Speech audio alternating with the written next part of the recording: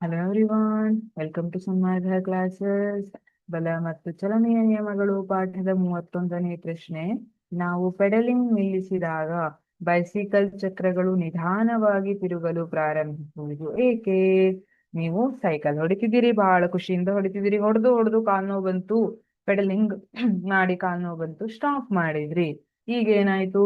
Cycle ನಿಧಾನಕ್ಕೆ ಹೋಗ್ತಾ ಹೋಯ್ತು, ಬ್ಯಾಲೆನ್ಸ್ ತಪ್ತಾ ಹೋಯ್ತು, ಮತ್ ಪೆಡಲಿಂಗ್ ಮಾಡ್ಬೇಕು. ಅರೆ ಇಲ್ಲಿ ಯಾಕೆ ಸೈಕಲ್ ಸ್ಲೋ ಆಗ್ತಾ ಇದೆ? ನಾನ್ ಪೆಡಲಿಂಗ್ ಮಾಡಿದ್ದೆ ತಾನೆ, ನಾನ್ ಪೆಡಲಿಂಗ್ ಮಾಡುವಾಗ ಹೋಗ್ತಾ ಇತ್ತು, ಈಗ ಯಾಕೆ ಹೋಗ್ತಾ ಇಲ್ಲ? ನಾನು ಪೆಡಲಿಂಗ್ ನಿಲ್ಲಿಸಿದ ಮೇಲೆ ನಿಮ್ಗೆ ಟೆನ್ಷನ್ ಆಗುತ್ತೆ.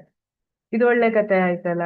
ಇಲ್ಲಿ ಯಾರು ಅದಕ್ಕೆ ವಿರುದ್ಧ ಅಥವಾ ಅದಕ್ಕೆ ವಿರೋಧವನ್ನ ತೋರಿಸ್ತಾ ಇದ್ದಾರೆ ಅಂತ ಯೋಚನೆ ಮಾಡಿದ್ರಿ? ಅವಾಗ ನಿಮ್ಗೆ ಹೊಳಿತು, ಹಾ, ಮೇಡಮ್ ಹೇಳಿದ್ರು ಘರ್ಷಣಾ ಬಲ ಅಂತ ಒಂದಿದೆ. ಇದೇನ್ ಮಾಡುತ್ತೆ? ಚಲನೆಯ ದಿಕ್ಕಿಗೆ ವಿರುದ್ಧವಾಗಿ ವರ್ತಿಸುವ ಘರ್ಷಣೆಯ ಬಲಗಳಿಂದಾಗಿ ಇದು ಸಂಭವಿಸುತ್ತದೆ. ಘರ್ಷಣೆ ಏನ್ ಮಾಡುತ್ತೆ? ಇದು ಯಾವುದೇ ವಸ್ತು ಸಂಪರ್ಕದಲ್ಲಿರುವಂತಹ ವಸ್ತು ಚಲಿಸ್ತಾ ಇದ್ರೆ, ಕಾಯಿ ಚಲಿಸ್ತಾ ಇದ್ರೆ ಅದನ್ನ ವಿರೋಧಿಸ್ತದೆ. ಹಾಗಾಗಿ ಇಲ್ಲಿ ನೆಲ ಏನಿದೆ ಇದಕ್ಕೆ ಮತ್ತೆ ಸೈಕಲ್ ಚಕ್ರ ಸಂಪರ್ಕದಲ್ಲಿದೆ. ಹಾಗಾಗಿ ಇಲ್ಲಿ ಏನ್ ಮಾಡುತ್ತೆ? ಘರ್ಷಣಾ ಬಲ ವ್ಯಕ್ತವಾಗ್ತಾ ಇದೆ. ಇದು ಸೈಕಲ್ನ ಚಲನೆಯನ್ನ ವಿರೋಧಿಸ್ತಾ ಇದೆ. Thank you.